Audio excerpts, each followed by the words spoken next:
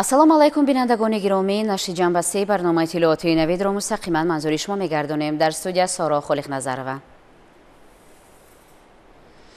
тавре хабар дода будем, рӯзи гузашта асосгузори сулҳу ваҳдати миллӣ, пешвои миллат, президенти ҷумҳурии Тоҷикистон муҳтарам Эмомалӣ Раҳмон бо мақсади иштирок дар вохӯрии сарони давлатҳои аъзои созмони ҳамкории Шанхай ба шаҳри остонаи ҷумҳурии Қазоқистон ташриф оварданд.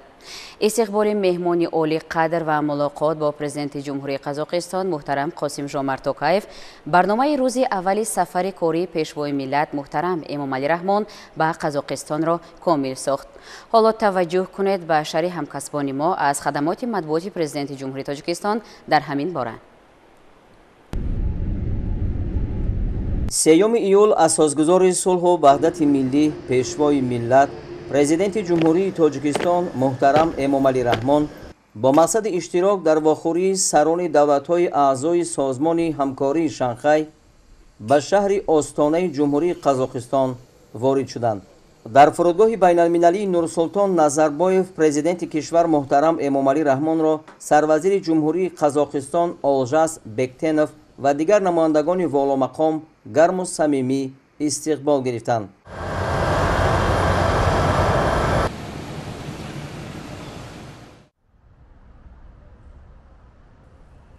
سیوم ایول در شهر آستانه اساسگزار صلح و وحدت ملی پیشوای ملت پرزیدنت جمهوری تاجیکستان محترم امامعلی رحمان در حاشیه جلسه شورای سران دولت‌های اعضای سازمان همکاری شانگهای با پرزیدنت جمهوری قزاقستان محترم قاسمجомарт Токаев ملاقات نمودند. Многоуважаемый Эмомали Шарипович, я очень рад вас видеть в Астане. Хотел бы выразить благодарность, признательность за участие в саммите Шанхайской организации сотрудничества. Это очень серьезное подкрепление. Я считаю, что именно ваше участие имеет особое значение, поскольку вы единственный действующий президент, который стоял у истоков Шанхайской организации сотрудничества в 1996 году. Да. Поэтому со всех точек зрения вы являетесь человеком, который имеет огромные заслуги перед Шанхайской организацией сотрудничества. Эта организация является, на мой взгляд, эффективной, авторитетной, демократической по своей сути. Спасибо. И надеемся, что с вашей помощью завтрашний саммит будет успешным. Что касается всех документов, я просто на правах председателя хочу сказать, они подготовлены к подписанию, поэтому каких-либо проблем здесь не должно быть. Что касается двусторонних взаимоотношений между Казахстаном и Таджикистаном, здесь нет никаких препятствий, нет никаких проблем, которые бы не нашли своего решения. Мы являемся действительно реальными союзниками. Я очень рад этому. В этом ваша огромная заслуга. Уважаемый Касым-Жомарт Кемелевич, большое спасибо за приглашение на очередной саммит ШОС и теплый прием. Поздравляю вас с успешным председательством нашей организации. Успешно развивается наше двустороннее сотрудничество в торгово-экономическом и культурно-гуманитарной областях, а также в сфере безопасности. Готов обсудить с вами состояние и перспективы наших взаимоотношений, а также международные и региональные вопросы. Еще раз большое спасибо за гостеприимство. Хотел бы информировать, что мы очень серьезно готовимся к предстоящему вашему государственному визиту в этом году в Таджикистан. Я знаю, что все документы по нашей организации подготовлены на самом высоком уровне, особенно ваши инициативы, принятие декларации. Это имеет очень важное значение для нас и для всего мирового сообщества, к чем я вас поздравляю. Большое спасибо еще. Благодарю вас, Эмомали Шарипович. дар вохӯри ҷанбаҳои мухталифи ҳамкориҳои дуҷонибаи Тоҷикистон Қазоқистон масъалаҳои рӯзномаи ҷаласаи навбатии созмони ҳамкории Шанхай ва мавзуоти алоҳидаи минтақавию байналмилалӣ баррасӣ шуд. президенти ҷумҳурии тоҷикистон муҳтарам эмомалӣ раҳмон аз пазироии самимӣ ва имкони дидору мулоқот изҳори сипос намуданд. дар вохӯрӣ масоили рушду инкишофи муносибатҳои ҳамкорӣ дар бахшҳои тиҷоративу иқтисодӣ, кишоварзӣ, энергетика, нақлиёти ҳавоӣ ва амният муҳокима гардид. ҷонибҳо омодагии худро ҷиҳати идомаи фаъолияти ҳамоҳанг дар масъалаҳои байналмилалӣ ва минтақавӣ иброз доштанд. баргузории ҷаласаи навбатии комиссияи байниҳукуматӣ оид ба ҳамкориҳои тиҷоративу иқтисодӣ дар шаҳри Душанбе аз масъалаҳои дигари мулоқот буд. дар рафти суҳбат ҷараёни кор дар соҳаи рақамикунонӣ ва масъалаи ҷудо кардани бурусияҳо барои тайёр намудани мутахассисони тоҷик дар соҳаи технологияи иттилоотӣ баррасӣ гардид. ҷонибҳо инчунин оид ба дигар масъалаҳои мавриди таваҷҷӯҳ гуфтугӯи судманд анҷом доданд.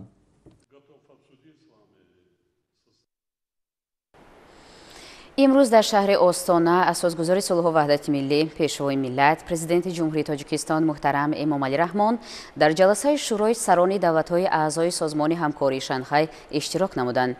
зимни суханронӣ пешвои миллат муҳтарам Эмомалӣ Раҳмон бехатариро асоси татбиқи ҳамаи ташаббусҳои созанда номида, таваҷҷӯҳро ба зарурати идомаи тадбирҳои муштараки давлатҳои аъзои созмони ҳамкории Шанхай дар мубориза бо терроризм ва экстремизм, ҷинояткории муташаккили фаромилӣ аз ҷумла гардиши ғайриқонунии маводи мухаддир ва киберҷинояткорӣ ҷалб карданд. шарҳи бештари мавзӯъ дар гузориши ҳамкасбони мо аз хадамоти матбуоти президенти ҷумҳурии Тоҷикистон.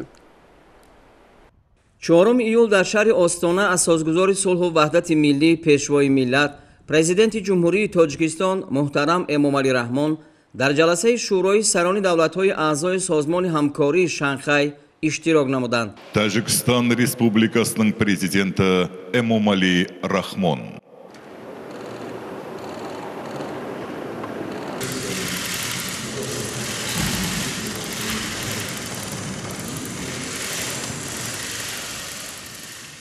роҳбарони давлатҳои аъзои созмон оид ба вазифаҳои аввалиндараҷа вобаста ба такмили минбаъдаи фаъолияти созмони ҳамкории Шанхай бо мақсади таҳким ва амиқсозии ҳамаҷонибаи ҳамкорӣ дар шароити нав табодули муфассал назар карда, масъалаҳои рӯзмарраи байналмилалию минтақавӣ ва вазъиятро дар минтақаи созмон муҳокима намуданд. дар суханронии хеш пешвои миллат муҳтарам Эмомалӣ Раҳмон президенти ҷумҳурии Қазоқистон муҳтарам Қосимҷомарт Тоқаевро бо фарҷоми бо муваффақияти раисӣ табрик гуфта, нақш ва аҳамияти созмони ҳамкории Шанхайро ба ҳайси созмони байниминтақавии сернуфуз, дорои иқтидори бузурги иқтисодӣ ва паҳнои калони ҷуғрофӣ хотирнишон сохтанд. таъкид карда шуд ки созмон бояд мақоми худро ҳамчун иштирокчии муносибатҳои байналмилалӣ тақвият диҳад ва ба ҷаҳони тағйирёбанда дар маҷрои тамоюлҳои кунунии рушди умумиҷаҳонӣ мутобиқ гардонад. сарвари давлат хотирнишон сохтанд ки 23 сол муқаддам замони таъсиси созмони ҳамкории Шанхай, сарони давлатҳо асосгузорон диққати худро ба мушкилоти Осиёи марказӣ нигаронда, минтақаи мазкурро ба ҳайси меҳвари созмони ҳамкории Шанхай муқаррар намуданд. вобаста ба ин зарурати ҳузури фаъоли бештари созмон дар Осиёи марказӣ ки солҳои охир мавриди таваҷҷӯҳи зиёди бозингарони хориҷӣ гардидааст, таъкид карда шуд. муҳтарам Эмомалӣ Раҳмон ба давлатҳои аъзо барои дастгирии ташаббуси кишвари мо оид ба таъсиси маркази зидди мухаддиротии созмони ҳамкории Шанхай дар Душанбе ба ҳайси ҷузъи таркибии созмони такмилёфта изҳори миннатдорӣ карданд. таъкид намуданд ки ҳукумати Тоҷикистон барои фаъолияти пурмаҳсули ин сохтор шароити заруриро муҳайё месозад. пешвои миллат бо қаноатмандӣ дар саммити созмони ҳамкории Шанхай қабул гардидани нақшаи мураттабсохтаи Тоҷикистон оид ба чорабиниҳои татбиқи стратегияи рушди иқтисодии созмони ҳамкории Шанхай то соли 2030 ва пешниҳоди дар доираи созмон таъсис ёфтани механизми нави ҳамкорӣ дар соҳаи идораи зидди монополиро хотирнишон сохтанд. дар суханронии сарвари давлат масъалаҳои амнияти мақоми махсус ишғол намуданд. пешвои миллат бехатариро асоси татбиқи ҳамаи ташаббусҳои созанда номида, таваҷҷӯҳро ба зарурати идомаи тадбирҳои муштараки давлатҳои аъзои созмони ҳамкории Шанхай дар мубориза бо терроризм ва экстремизм, ҷинояткории муташаккили фаромилӣ, аз ҷумла гардиши ғайриқонунии маводи мухаддир ва киберҷинояткорӣ ҷалб карданд. муҳтарам Эмомалӣ Раҳмон таъкид намуданд ки ҳарчи зудтар барқарор шудани сулҳ, оромӣ ва бехатарӣ дар Афғонистон ба манфиати умумии давлатҳои аъзои созмони ҳамкории шанхай мебошад. пешвои миллат зарурати идома додани кӯшишҳоро оид ба расондани кӯмак ба халқи бародари афғон таъкид намуданд. аз рӯи натиҷаҳои ҷаласаи сарони давлатҳо 24 ҳуҷҷат аз ҷумла эъломияи остона, ташаббуси созмони ҳамкории шанхай оид ба ҳамгироии ҷаҳонӣ барои сулҳи одилона, ризоят ва рушд, пешниҳоди шӯрои вазирони корҳои хориҷӣ оид ба такмили фаъолияти созмони ҳамкории шанхай, анҷоми маросими қабули ҷумҳурии Беларус ба аъзогии созмони ҳамкории шанхай, барномаи ҳамкории давлатҳои аъзои созмони ҳамкории шанхай дар муқовимат ба терроризм, сепаратизм ва экстремизм дар давраи солҳои 2025-2027, стратегияи зидди мухаддиротии созмони ҳамкории шанхай дар давраи солҳои 2024-2029 ва стратегияи рушди ҳамкории энергетикии давлатҳои аъзои созмони ҳамкории шанхай то соли 2030 қабул карда шуданд. имрӯз дар шаҳри остона асосгузори сулҳу ваҳдати миллӣ, пешвои миллат, президенти ҷумҳурии тоҷикистон муҳтарам Эмомалӣ Раҳмон дар вохӯрии созмони ҳамкории Шанхай плюс дар мавзӯи таҳкими муколамаи бисёрҷониба талошҳо барои сулҳ ва рушди устувор иштирок карданд. сарвари давлат зимни суханронӣ иброз доштанд, ки созмони ҳамкории Шанхай ба сохтори бо нуфузи байналмилалӣ табдил ёфта дар сиясати ҷаҳонӣ нақши назаррас дорад. таъкид шуд, ки созмон дар ҳифзи суботу амният дар минтақаи масъулияти худ, рушди иқтисоди ҷаҳонӣ ва густариши муколамаи фарҳангу тамаддунҳо саҳми муносиб мегузорад. муҳтарам Эмомалӣ Раҳмон дидгоҳи Тоҷикистонро дар масъалаи тавсеяи минбаъдаи ҳамкории бисёрҷониба бо давлатҳои нозир, шарикони муколамаи созмони ҳамкории Шанхай ва созмонҳои шарики байналмилалӣ баён намуданд. сарвари давлат бо таъкиди афзоиши муттасили муомилоти молии Тоҷикистон бо кишварҳои оилаи созмони ҳамкории Шанхай пешниҳод намуданд, ки татбиқи лоиҳаҳои мушаххаси муштарак бо ҷалби иқтидори давлатҳои нозир ва шарикон дар соҳаи технологияҳои олӣ, инноватсия ва зеҳни сунъӣ, кишоварзӣ, инчунин ҳамкории сармоягузорӣ оғоз карда шавад. ҳамчунин зарурати ҷалби фаъолонаи давлатҳои нозир ва шарикони муколама ба фаъолияти шӯрои тиҷоратии созмони ҳамкории Шанхай ва ассотсиатсияи байнибонкии созмони ҳамкории Шанхай қайд карда шуд. пешвои миллат иброз доштанд, ки иқтидори ҳамкорӣ дар соҳаҳои нақлиёт ва энергетика боз ҳам самаранок истифода гардад ва аз кишварҳои оилаи созмони ҳамкории Шанхай даъват ба амал оварданд, ки ба созишнома оид ба фароҳам овардани шароити мусоид барои ҳамлу нақли байналмилалии автомобиле, ки соли 2014 дар шаҳри Душанбе ба имзо расида буд, ҳамроҳ шаванд. сарвари давлат аз захираҳои бузурги гидроэнергетикии Тоҷикистон ёдовар шуда, дар самти аз худкунии муштараки онҳо ба ҳамкории судманд бо шарикон аз кишварҳои аъзои созмони ҳамкории Шанхай изҳори омодагӣ намуданд. президенти кишвар аз афзоиши талошҳои муштарак дар соҳаи фарҳангу гуманитарӣ ҷонибдорӣ карда даъват намуданд, ки кишварҳои узви созмон ба чорабиниҳои лоиҳаи пойтахти фарҳангӣ ва сайёҳии созмони ҳамкории Шанхай, ки 2 сол пеш оғоз шуда буд, ҳамроҳ гарданд. дар суханронӣ пешвои миллат ба масъалаҳои ҳамкории бисёрҷониба дар самти муқовимат ба чолишҳои нав ва таҳдидҳои амниятӣ таваҷҷӯҳи хоса зоҳир карда шуд. зарурати идома додани таҷрибаи даъвати нозирон ва шарикони муколама ба тамринҳои зидди террористӣ ва амалиёти зидди маводи мухаддир, ки таҳти сарпарастии созмони ҳамкории Шанхай гузаронида мешаванд, таъкид гардид.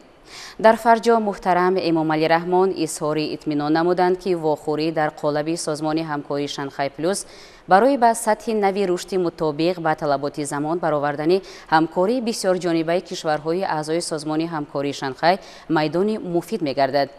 дар кори саммит инчунин сарони давлатҳои ҷумҳурии исломии Эрон, ҷумҳурии Қазоқистон, ҷумҳурии мардумии Чин, ҷумҳурии Қирғизистон, ҷумҳурии исломии Покистон, Федератсияи Россия, ҷумҳурии Узбекистон ва роҳбари ҳайати ҷумҳурии Ҳиндустон иштирок намуданд. барои иштирок дар ҷаласа ҳамчунин сарони давлатҳои нозири созмони ҳамкории Шанхай, ҷумҳурии Беларус ва Муғулистон ба ҳайси меҳмонони ҷониби раиси кунандаи созмон, сарварони ҷумҳурии Озарбойҷон, давлати Қатар, ҷумҳурии Туркия, Туркманистон ва Амороти Муттаҳидаи Араб, ҳамчунин дабири кулли созмони Милали Муттаҳид ва роҳбарони сохторҳои иҷроияи созмони ҳамкории иқтисодӣ, иттиҳоди давлатҳои мустақил, машварати ҳамкорӣ ва тадбирҳои боварӣ дар آسیا، سازمان عهدنامه امنیتی دستجمعی و سازمان اسلامی امنیتی آذوقه‌واری دعوت شده بودند.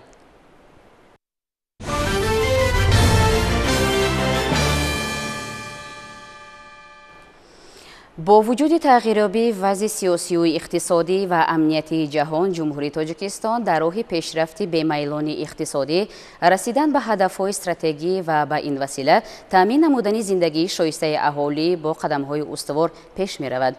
در همین زمینه سال از سال معاش کارمندان ساحه‌های بودجتی مملکت زیاد گردیده، سطح نیک و احوال مردم بهتر می‌شود.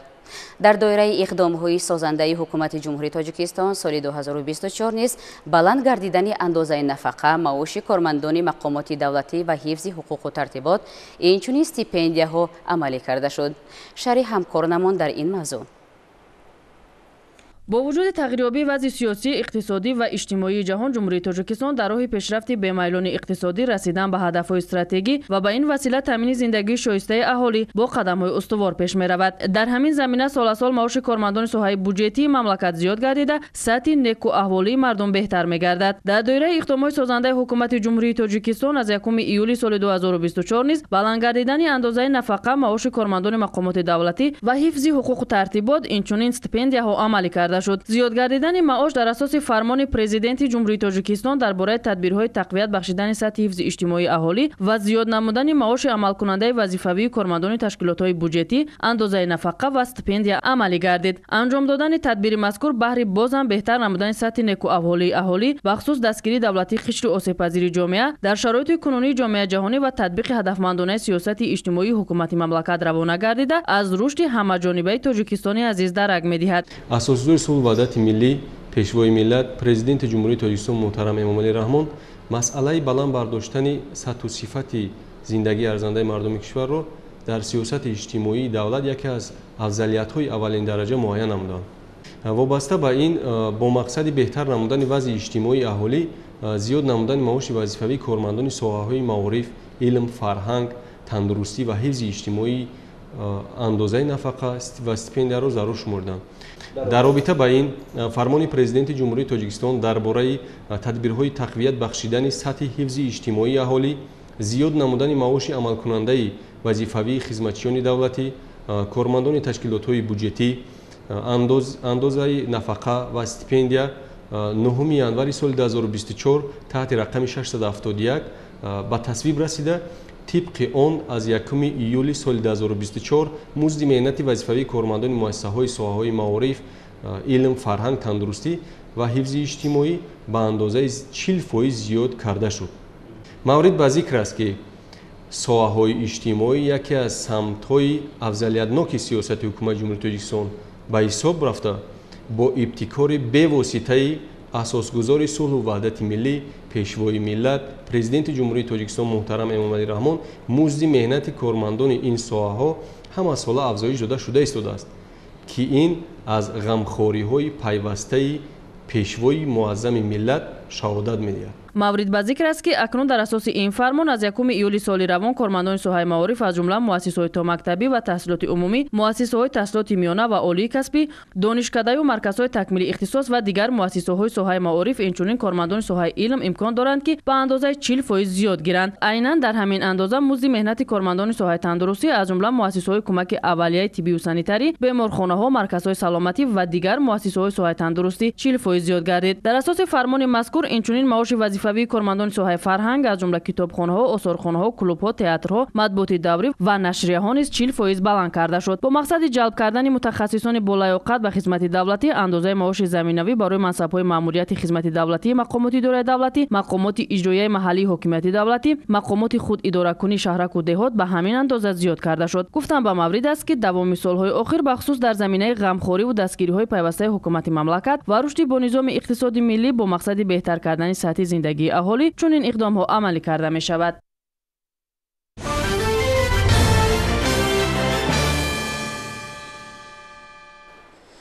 дар саросари мамлакат тадбирҳои ободониву созандагӣ бо маром идома доранд. раванди бунёдкориҳо баёнгари тамаддуни деринаи мо ҳамчун миллати ободгару созанда мебошанд.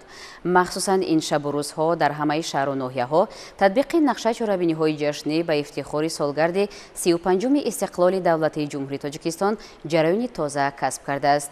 дар ноҳияи Ҷабор Расулов низ дар вилояти Суғд корҳои созандагӣ ва ободонӣ бо маром идома дорад. тибқи нақша дар ноҳияи Ҷабор Расулов то ҷашни сазовори 35-умин солгарди истиқлоли давлати ҷумҳурии Тоҷикистон бунёди 465 иншооти таъйиноташ гуногун ба назар гирифта шудааст. тибқи маълумоти мудири бахши сохтмон ва меъмории ноҳия то имрӯз 259 адад иншооти гуногун соҳа сохта ба истифода дода шудааст ки 55.7% нақшаро ташкил медиҳад.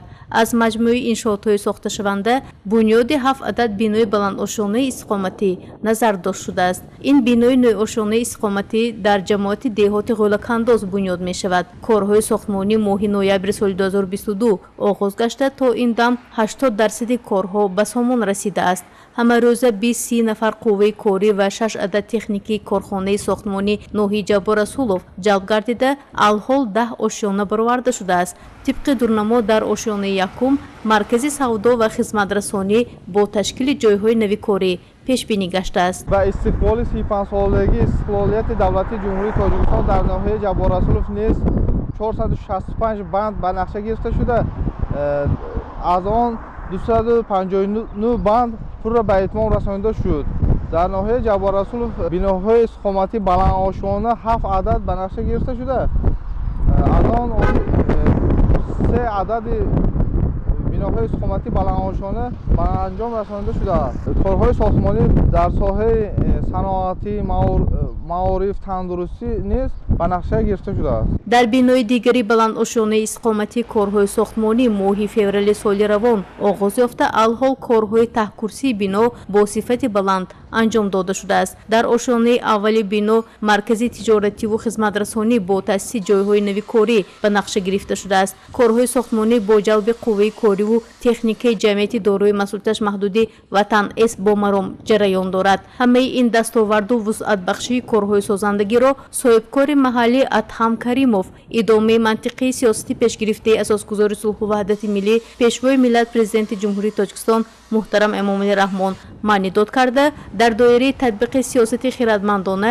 ният дорад соли оянда иншоотро бо сифати баланду бозгӯй ба меъёрҳои стандартӣ мавриди баҳрабардорӣ қарор диҳад. туфайли ба истифода додани бинои баландошона 32 хонаи истиқоматӣ бо фароҳамии шароити мусоиди зист ба сокинони маҳаллӣ супорида хоҳад шуд.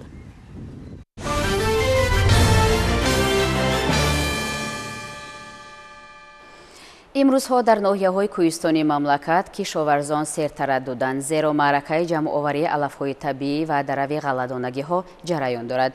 дар ноҳияи Муъминобод ин раванд дуруст бароҳмода шуда, кишоварзон мақсад доранд аз нақшаи дурнамо бар зиёд хӯроки чорво захира намоянд. хоҷагидорон барои сари вақт ва беталаб ҷамъоварӣ намудани ғалладонагиҳо низ даст ба коранд. рафти корҳои саҳроиро дар ноҳияи Муъминобод ҳамкорнамо Ширинҷон Сафарзода ва Сайфиддин Исмоилов пешгирӣ карданд. фароҳам омадани шароити мусоид сабзиши хуби алафҳои табиӣ ба кишоварзон имкон медиҳад ки ҳарчи бештар хӯроки чорво захира намоянд ва аз ин ҳисоб давраи тирамоҳу зимистонро бе мушкилӣ паси сар намуда чорворо солиму фарбеҳ гардонанд. дар ноҳияи Муъминобод дар ин рӯзҳо сокинон дастаҷамъона ба ҷамъоварии алафҳои табиӣ машғул мебошанд. бо истифода аз таҷҳизоти муосири алафдаравӣ кӯшиш менамоянд алафҳои талу теппаҳоро дарав намуда захираи хӯроки чорвояшонро таъмин созанд. Намиҷа дарав мекунем, солҳои пеш дарав мекардем, дар як рӯз 5 сотих 2 сотих ба дос ба чаравлоқ ана инаи ҳозир коро камтар осонтар шуда, инаи техникои нав баромада, дар як рӯз мо мисол 20 сотих як одам дарав мекунем. ин ҳозир 3-4 кас шудагӣ дар ҷа ҷамъ шудем, 3-4 кас дар як рӯз 1 гектар ҳамтари дарав мекунем. алаф имсол боронгарӣ хушрӯ, алаф хушрӯ, гандумам хушрӯ, ҷавам ҳамаш хушрӯ, имсол соли хуб. ба иттилои бахши кишоварзии ноҳия дар хуҷагиҳои чорвопарвар ва аҳолӣ солбасол саршумори ҳайвони калони шохдор ва моли майда зиёд гардида истодааст ва вобаста ба ин чорводорон бо истифода аз ҳама манбаъҳо барои ҳарчи бештар захира намудани хӯроки чорво даст ба коранд. нақшаи дурнамои ҷамъоварии хӯроки чорво нисбат ба 5 соли пеш 2 баробар афзоиш ёфтааст. طبق نقشه امو خاشاک در ناحیه مومن‌آباد 69925 تانه را تشکیل میدهد که تا این دوره ما 30000 تانه جمع‌آوری کردیم.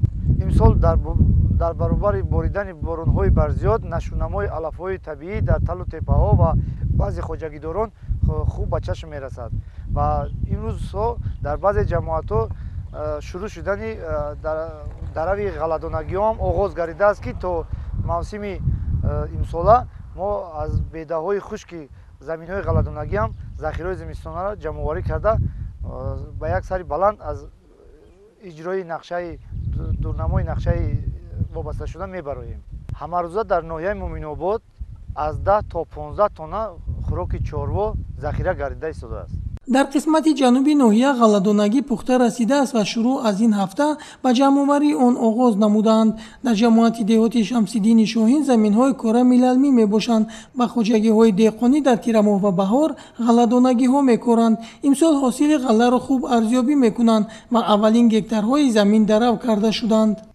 дар ҷамоати деҳоти шамсиддини шоҳин аллакай мо алафҳои хӯроки чорворо дар айда ба анҷом расондем. ҳоло бошад ки аз ҳамин силаи ҳамин чи якум кишти дарави ғалладонагиҳо сар шудаи мо дар ҷамоати деҳоти ба номи шамсиддини шоҳин дар майдони 1547 гектар чи зироати ғалладона курдем ки ҳозир мо кӯшиш дорем ки ҳамин дар муддатҳои ҳамин кӯтоҳтарин ҳамин ҷамъоварӣ карда гирем. айни ҳол дар ҷамоати деҳоти шамсиддини шоҳин 8 комбайни ғалладрав тай дурӯзаст ки кор кардестанд. хай ҳосилнокӣ мисол ҳам бад нест аст, хуб аст. ҳосили наст 18 то 21 сентинерра ба ҳисоб меёна дода истодааст. дар ҷамоати деҳоти балхобии ноҳия низ ҷамъоварии алафҳои табиӣ ба анҷом расида муташаккилона ба дарави ғалла оғоз карданд. ин раванд дар кооперативи тиҷоратии тебалай хуб ба чашм мерасад. ҳоло бо истифода аз комбайн кӯшиш доранд ҳосили ғалладонагиро саривақт ва беталаф ҷамъоварӣ намоянд ва аз ин ҳисоб хӯроки дурушти чорво захира кунанд. заминҳои мо замини лалмӣ мебошад. дар он гандум зағир ва ҷав корида шудааст ки айни замон дар он дарав рафта истодааст ки хӯроки чорворо мо ҷамъоварӣ карда истодаем. дар баробари кооперативи тиҷоратии тебалай дар ҷамоати деҳоти балхобӣ хоҷагиҳои деҳқонӣ низ фаъолият доранд ки ба парвариши полезӣ ва ғалладонагӣ машғул мебошанд. ҳар як хоҷагӣ бо истифода аз тухмиҳои хушсифати ба шароити иқлимии минтақа мутобиқ киштро сари вақт гузаронидааст ва имрӯзҳо саргарми ҷамъоварӣ ҳосил мебошанд. дар ҳудуди ҷамоати деҳоти балхобӣ 2156 гектар замини корами лалмӣ мебошад. аз ин мувофиқи дурнамои нақшаи кишти зироатҳои кишоварзӣ дар майдони 1541 гектар зироатҳои кишоварзӣ ба мисли ғалладонагию ҷав корида мешавад. 155 гектар зироатҳои техникӣ, 30 гектар кишти картошка, 30 гектар полезӣ ва 70 гектар юнучқаи соли ҷорӣ. юнучқаи солҳои гузашта бошад 330 гектарро ташкил медиҳад.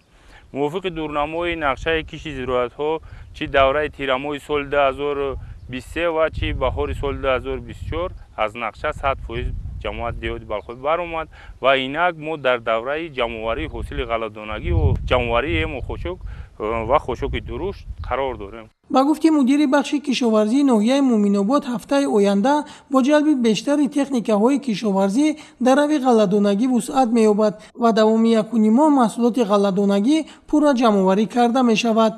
ширинҷон сафарзода, сайфиддин исмоилов аз ноҳияи муъминобод барои барномаи навид.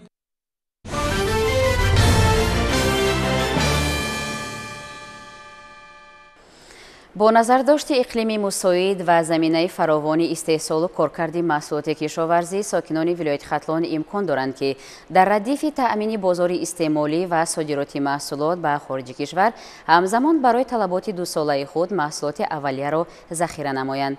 бахусус баъди ирояи ҳидоятҳои сарвари давлат муҳтарам Эмомалӣ Раҳмон вобаста ба пешгирӣ аз таъсири хавфҳои эҳтимолӣ ба иқтисоди миллӣ тасмим гирифтанд ки бо истифода аз обу хоки зархези водии вахш кишту парвариши сабзавоту полезӣ ва ғалладонагиро бештар созанд. шарҳи бештари мавзӯъ дар матлаби навбатии барнома. истифодаи самарабахши ҳарқидазамини назди ҳавлигӣ барои таъмини эҳтиёҷоти рӯзгордории оила бо маҳсулоти озуқаворӣ аз ҷумла сабзавоту меваҷот хело ҳам муҳим мебошад. бо дарки дурусти ин масъала бонувони хатлонзамин ҳосили ниҳорони помидору бодиринг ва дигар зироати парваришнамудаи хешро бар маҳал ҷамъоварӣ намуда дар баробари таъмини ҳаррӯзаи аҳли хонадон аз маҳсулоти тарутозаи боқимонда барои зимистонгузаронӣ захира мекунанд то дар тирамоҳу зимистони пешомад бе ягон камукостагӣ аз маҳсули боварибахшу серғизои худ истифода баранд. давлатпочо Атоева сокини ноҳияи вахш дар ин самти корӣ хело соҳибҳунар буда ҳарчи бештар бо истифода аз фурсат барои фардо яъне захира барои 2 ё 3 соли оянд бо ҳамроҳии пайвандонаш омодагии ҷиддӣ дида истодааст. ӯ мегӯяд бояд ҳар як кадбонӯи хонадон ба миқдори кофӣ мураббо, афшураи мева, нушоба, шакароб, хӯриши боимҷон ва помидору бодиринги дар намак хобондашуда тайёр карда ба фасли сармо омода бошад. ман дар заминои назди ҳавлигӣ худам 4 гармхона дорам ки аз ҳисоби ҳамун гармхонаҳои худам балгарӣ, помидор, бодринг захира барои замистонам мекунам, анамондагиша ба бозор мебарорам. дар баробари ҳамин сабзавот карданам инчунин дарахтони мевадиҳанда дар назди ҳавлигиам дорам ки аз ҳисоби онҳо нушобаҳо тайёр мекунам. олуча, зардолу, слева, аз ҳамаи ҳамин намуди мевагиҳои назди ҳавлигӣ худам нишоба тайёр менам.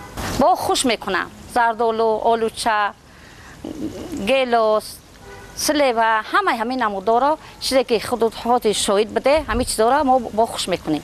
ҳозир мо дар ҳамин пеши мо 2 дега, 1 дег монда аз ниҳоли пеши ҳамин ҳавлии худам мураббои зардоли тайёр кардам ки чунони шоҳид буде шумо. боз дар ин деги гарим шакаробӣ тайёр кардам. оилаи мо калунай, мо ин ҳамин 700-800 банка маҳка менем. ҳамира чанд қашам мехӯрем, чанд қашам мефурӯшем, ҳамун даромади оилаи хидмат таъмин менам. бодринги помидор гарчанде ки дар бозорои мо боша, не ки маззаи ҳар як чиз бо ба худаш дорад ки замистон бо чизи замистона маззаш дигаҳай, тобистон маззаш дигаҳай.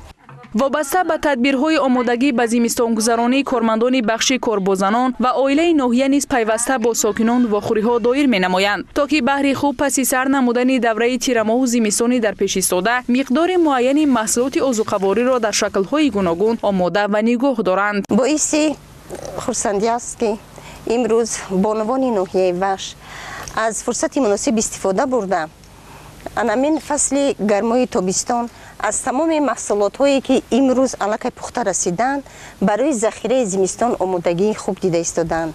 аз ҷумла имрӯз мо шоҳиди кори яке аз бонувони муваффақ, яке аз бонувони пурмасъулият апай давлатпочо ҳозир ҳастем ки аз як намуди меваи зардолу онҳо мураббо аллакай омода карданд, нушобаҳо аз олуча омода карданд ва инчунин имрӯз аз помидору бодрингу болгарӣ ки маҳсули меҳнати хонадони худ ҳастанд ва замини ҳавлигии худашон ҳастанд аллакай омодагӣ дида истоданд барои омода намудани анамин хӯришҳое ки дар зимистон истифода мебаранд ва кӯшиш менамоянд ки барои захираи зимистони худ тайёрии хуб бинанд ва дастархони пурнозу неъмати худро боз ҳам ороиштар диҳанд бо маҳсулоти анамин табиӣ меҳнатии худашон.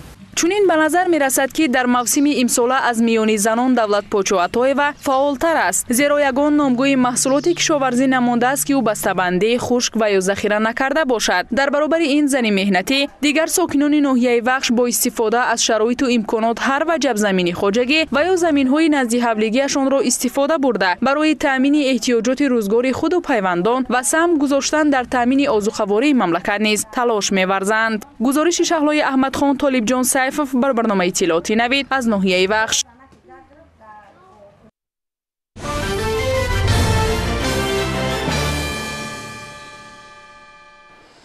бо мақсади эҳё намудани ҳунарҳои миллениёгон, баландбардоштани ифтихори миллӣ ва арҷгузорӣ ба фарҳанги воло дар мамлакат, озмуни ҷумҳуриявии ҳунаромӯз идома дорад.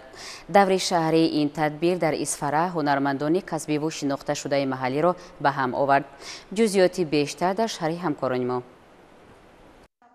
дар шаҳри исфара озмуни шаҳрии ҳунарҳои мардумӣ таҳти унвони ҳунаромӯз баргузор гардид ки ин бо ташаббуси асосгузори сулҳу ваҳдати миллӣ пешвои миллат президенти ҷумҳурии тоҷикистон муҳтарам эмомалӣ раҳмон баргузор гардид. дар раванди он аз тамоми ҷамъиятҳои деҳоти шаҳри исфара ҳунармандон ҳунарҳои худро ба намоиш гузоштанд. дар озмун ҳунармандони мардумӣ аз қабили атласу адрасбофӣ, кулолгарӣ, гаҷкорӣ, қолинбофӣ, қуроқдӯзӣ, гулдӯзӣ, дӯзанда, сӯзанидӯзиву тоқидӯз, зардӯзӣ, кандакориву ҷомадӯзӣ ба маърази тамошо гузоштанд. ҳамчунин таъкид намуданд ки баргузори чунин чорабиниҳо бозгӯӣ аз он дорад ки мардуми мо имрӯзҳо зиндагӣ осудаву ором дорад ва ҷонибдори он аст ки суннатҳои волои аҷдодӣ дар мавриди худшиносиву худогоҳӣ, фарҳангпарвариву зебоипарастӣ аз нав эҳё карда шавад. бояд қайд кард ки баргузори чунин намоишҳо ба рушди сайёҳӣ ва ҳунарҳои мардумӣ мусоидат намуда он муаррифгари кишвар дар арсаи байналмилалӣ мегардад. дар озмуни шаҳри ҳунарҳои мардумӣ ҳунаромӯз иштирок дорем ва часавре ки дида истодем он меҳнатҳое ки мо шабонарӯз карда истодем ҳама чиз ки бо даст асосан бо даст сохта шудааст. ин чизҳо ки аз чӯби зардориву чормағзу ва дигар чӯбҳо месозид бештар ба аҳли одамон бисёртар монанги маъқул аст, онҳо бештар мехаранд. дар ҷанбаҳси озмун ҳакамони озмун ҳамагонро шодбош гуфта бо баробари тақдими тӯҳфаву ифтихорномаҳо ба ғолибон суруду тарона ва рақсҳои миллӣ манзури ҳозирин гардонида шуданд.